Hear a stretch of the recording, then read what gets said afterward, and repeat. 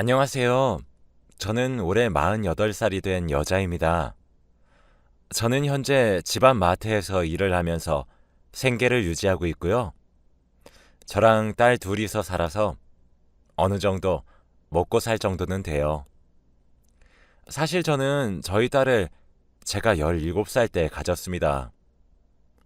당시에 철이 너무 없기도 했고, 당시 남자친구도 너무 좋았어서 아이를 낳기로 결정한 후 부모님께 진지하게 말씀을 드리자마자 저는 아버지께 뺨을 맞고 집안에 먹칠을 한다며 저를 내쫓으셨습니다.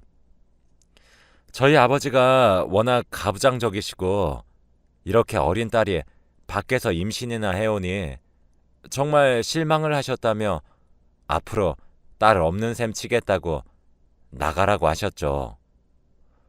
저는 아버지를 설득하지 않고 저도 아버지에게 당당히 잘 살 거라고 나도 부모 없는 셈을 치겠다고 한 뒤 나왔죠. 저는 아이를 임신해서 학교도 자퇴하고 남자친구와 동거를 하려고 했고 저희는 겨우 주위 사람들에게 돈을 빌려 작은 단칸방을 하나 잡고 살게 되었습니다.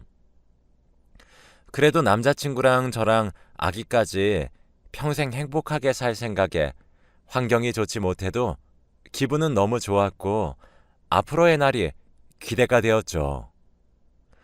남자친구는 고맙게도 새벽부터 밤까지 하루도 빠짐없이 일을 했고 남자친구 혼자서 생활비를 버는 게 안쓰러워서 어떻게든 돕고 싶어서 만삭이 될 때까지 집에서 볼펜을 조립하는 부업을 하면서 조금씩 돈을 벌었어요.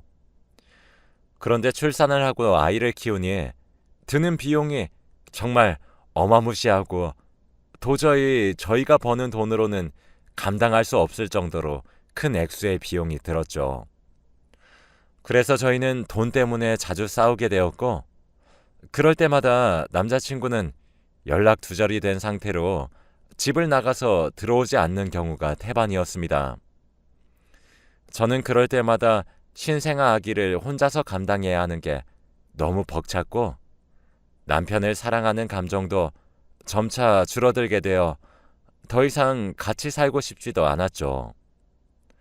그런데 어느 날 일어나니 남자친구가 없었고 편지 한 장만 남겨둔 채 그는 사라졌어요. 연락을 해도 당연히 받지 않았고 실종 신고를 하려고 하면 사유가 있어야 하는데 사유에도 해당이 되지 않아서 저는 아무것도 할 수 없었죠. 남자친구는 친구도 없었고 주위에 아는 사람이 없어서 남자친구가 다니는 회사에도 찾아가 보았지만 모른다는 대답뿐이었습니다.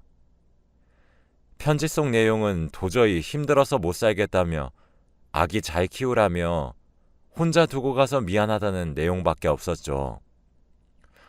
저와 남자친구는 혼인신고를 한 것도 아니라서 정식적인 부부관계는 아니기 때문에 남자친구는 쉽게 저와 아이를 떠나간 것 같아요. 저는 남자친구 하나만 믿고 집도 나오고 학교도 자퇴했는데 이렇게 떠나가니 저는 제 딸을 안으면서 보육원에 보낼 생각까지 하며 솔직히 고민했지만 너무 예쁘게 자고 있는 아이가 부모 잘못 만난 죄 때문에 고아 소리를 듣게 하는 건 싫어서 저는 혼자서라도 살아보려고 했습니다. 잠도 자지 않고 하루 종일 일만 했고 아기를 포대기에 메고 새벽에 목욕탕 청소 일을 하거나 우유 배달을 하면서 돈을 벌었고 점심이나 저녁에는 식당에서 설거지 일을 하면서 생계를 겨우 유지할 수 있었어요. 처음에는 아기를 포대기에 메고 일을 한다고 하니 전부 극구 반대하면서 안 된다고 했지만 제 딸은 워낙 착해서 울지도 않고 참하게 잘 있어서 방해도 되지 않았기 때문에 사람들이 제 딸을 많이 좋아했죠. 사람들은 미성년자의 아기를 낳고 남편도 도망간 저를 보고 다들 손가락질하기 바빴지만 저는 저희 딸만 바라보고 살겠다고 다짐했고 주위의 시선 따위는 생각하지 않았죠.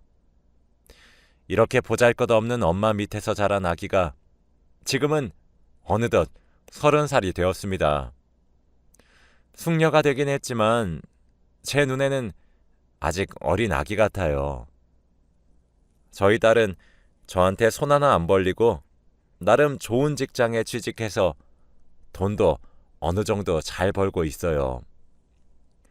딸은 저한테 용돈을 주면서 이제 일하지 말고 자기가 주는 용돈으로 살라고 말하지만 저는 딸 몰래 지금도 일을 하면서 돈을 벌고 있어요. 제가 먼저 죽으면 제 딸이 물려받을 재산이라도 만들어 주려고 딸이 주는 용돈도 거의 쓰지 않고 모으면서 마트에서 아르바이트도 하면서 지내니 제가 죽으면 딸에게 당당히 재산을 주면서 이 돈으로 행복하게 살라고 할 수 있을 정도의 돈이 대충 모아졌어요. 그런데 딸이 이제 나이가 어느 정도 차니까 결혼이 얼른 하고 싶었는지 자신이 사귀고 있는 남자를 데려오겠다고 하는 겁니다. 저는 평생 딸과 함께 둘이서 행복하게 살고 싶었는데 딸이 이렇게 떠난다고 생각하니 너무 슬펐죠. 그런데 딸이 데리고 온 남자는 외국인이었고 무려 나이도 10살이나 차이가 나서 저랑 8살밖에 차이가 나지 않았어요. 저는 너무 놀랐죠. 저는 옛날 사람이라 그런지 10살이나 차이가 나는 사람이랑 결혼을 한다는 것이 이해가 되지 않았고 그리고 무엇보다 외국인이라서 만약 결혼을 하게 되면 저희 딸이 너무 힘들 것 같았거든요.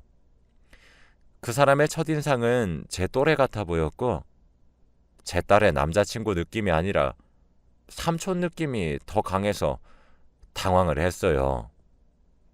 그래도 티는 내지 않고 그래서 둘이 어디서 만났어? 아, 나 얼마 전에 제주도로 여행 갔다 왔잖아. 숙소를 게스트하우스로 잡았는데 거기서 제임스를 처음 만났고 사적으로 술도 마시고 얘기도 많이 하니까 외국인인데도 불구하고 공감대도 잘 형성돼서 이렇게 사귀게 된 거지. 그 남자는 미국 사람이었고 지금은 한국에서 거주하고 있다고 했어요. 그래서 직업은? 엄마, 제임스 한국말 잘 못해. 아직은 열심히 배우고 있는 중이라서 내가 열심히 통역을 해줘야 돼. 제임스는 지금 건축 일을 하고 있고 한국에서 자리 잡고 있는 중이라 만약 우리 결혼해도 한국에서 살게 될 거야. 결혼이라니? 우리 결혼할 거야, 엄마. 저는 아직 허락도 하지 않았고 제임스라는 남자는 한국말도 하지 못했기 때문에 저희 딸이 고생할 게 뻔해서 저는 무조건 안 된다고 연애까지는 좋지만 결혼은 절대 안 된다며 손사래를 치며 반대했어요. 딸은 엄마 왜 안 돼? 내가 이 사람이랑 잘 살 수 있다잖아. 내가 아빠 없이 자라서 얼른 아기 낳고 우리 아기 아빠 있는 가정에서 키우고 싶단 말이야. 내가 아빠 없이 자라서 얼마나 외롭고 쓸쓸했는지 알아? 저는 딸의 말에 정말 충격을 받았지만 그래도 결혼은 절대 안 된다고 했죠. 딸은 끝까지 화를 내면서 제임스 아니면 절대 결혼 안 할 거라고 결혼 안 시켜주면 다신 엄마 안 볼 거라며 악담을 하고 제임스 손을 잡고 집을 뛰쳐나갔습니다. 저는 딸의 말을 듣고 살짝 흔들렸지만 그래도 10살 차이 나는 남자의 한국말도 못하는 외국인 사이를 집에 들이고 싶지는 않았기 때문에 허락을 해주지 않았죠.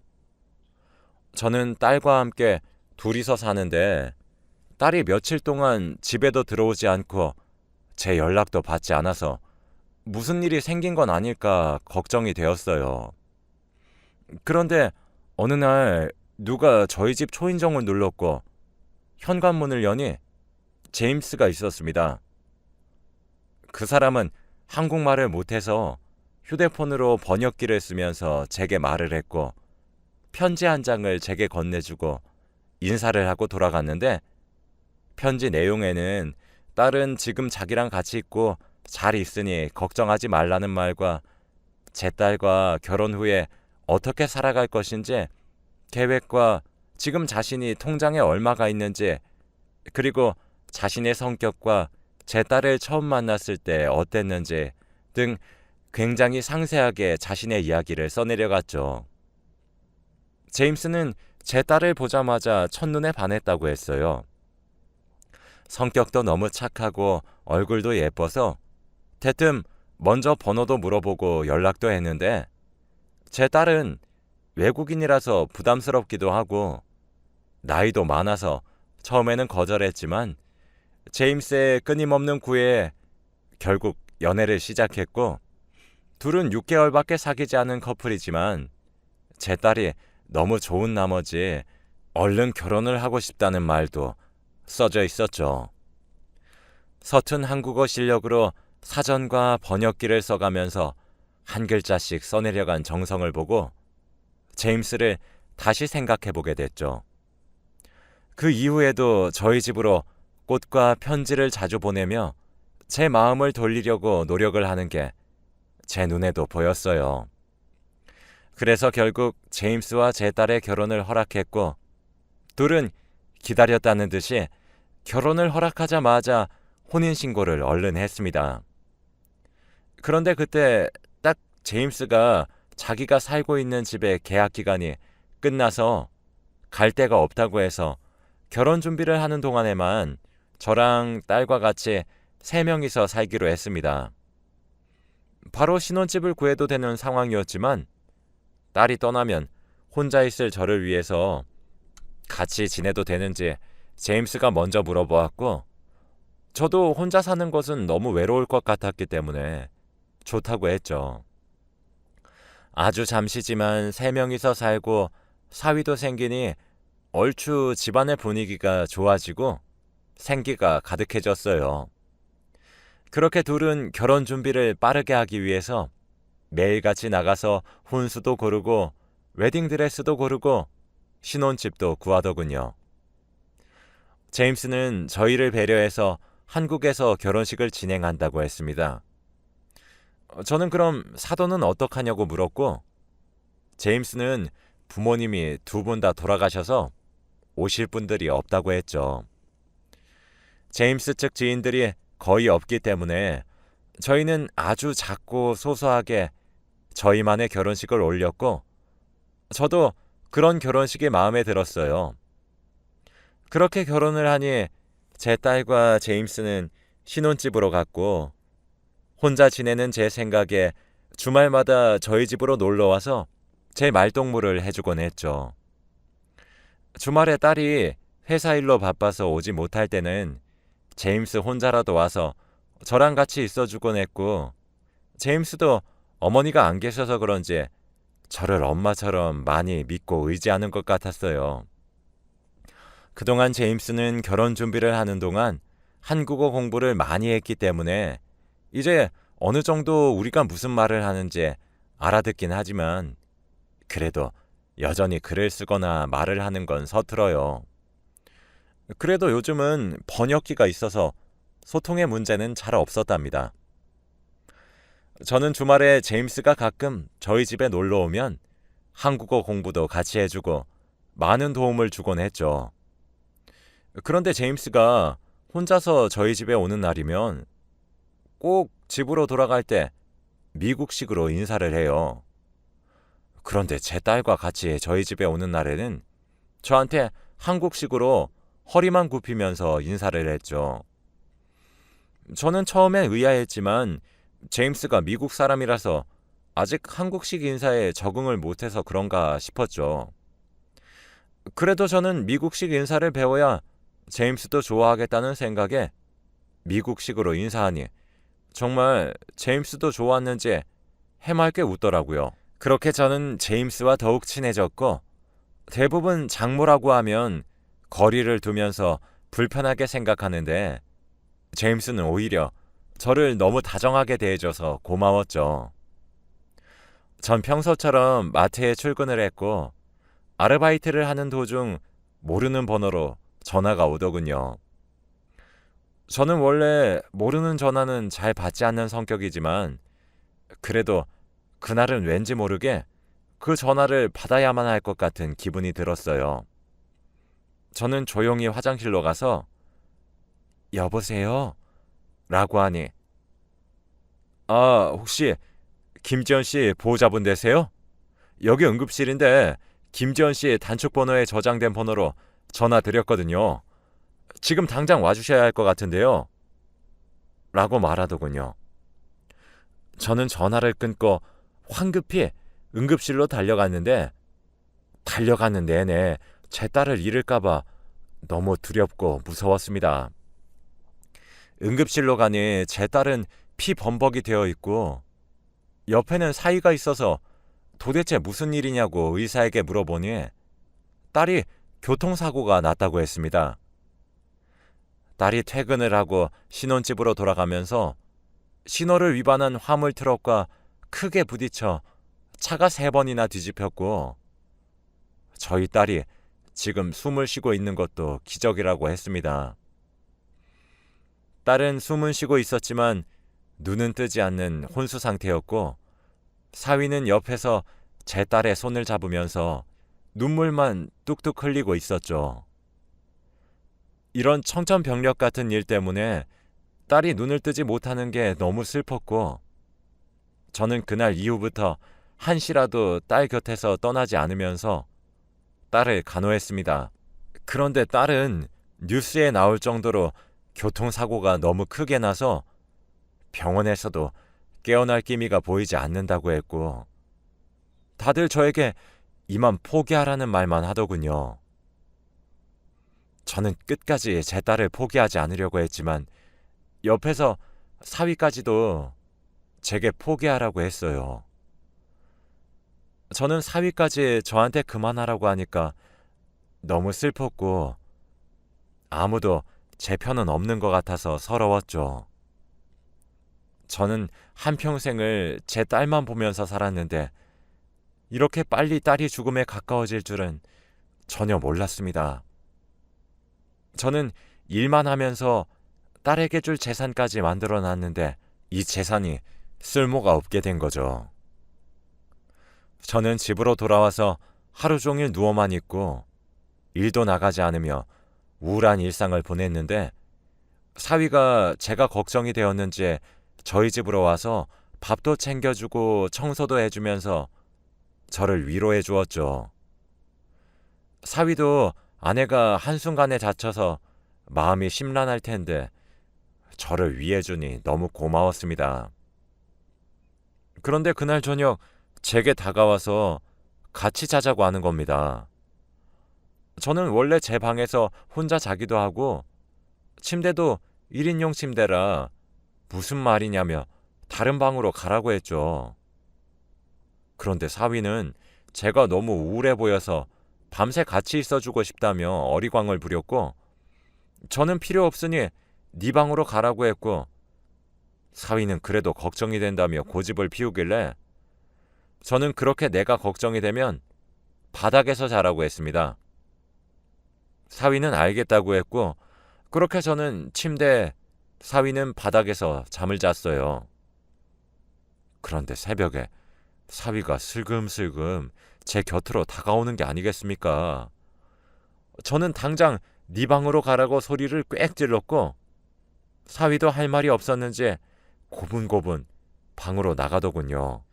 그렇게 다음날 저는 사위와 어색한 기류가 흘렀고 저는 사위를 마주하고 싶지 않았기 때문에 사위가 저를 깨우지 못하게 저는 자는 척을 했습니다. 사위는 제 방문을 열어 제가 자는 것을 확인하고 출근 준비를 하는지 바빠 보였죠.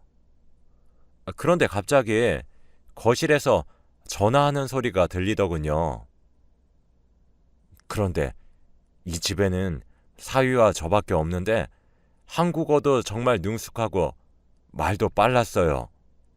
그래서 방문에 귀를 대고 제대로 듣기 시작했는데 대화 내용은 정말 충격적이었습니다.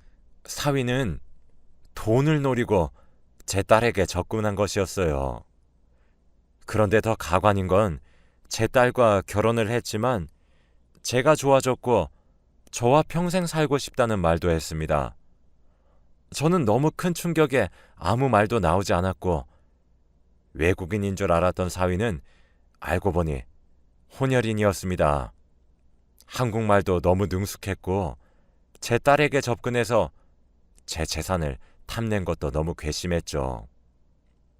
저는 심장이 너무 빠르게 뛰고 당장 사위에게 따지고 싶었지만 제가 녹음한 사실을 알게 되면 제가 큰일을 당할 것만 같아서 저는 조용히 입을 다물고 침대 위로 올라가 다시 자는 척을 했습니다.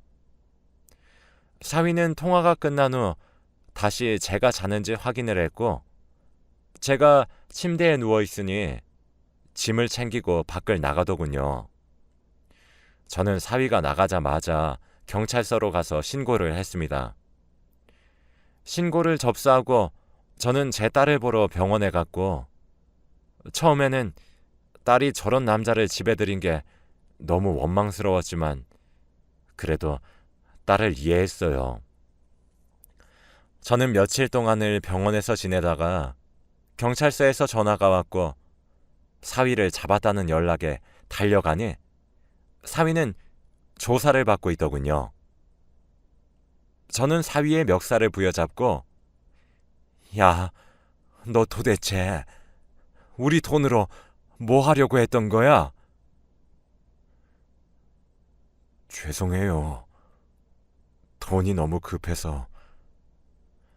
사위는 한국인 어머님과 미국인 아버지 밑에서 자랐는데 아버지는 돌아가셨고 어머니는 자기를 버리고 집을 나가셨다고 해요.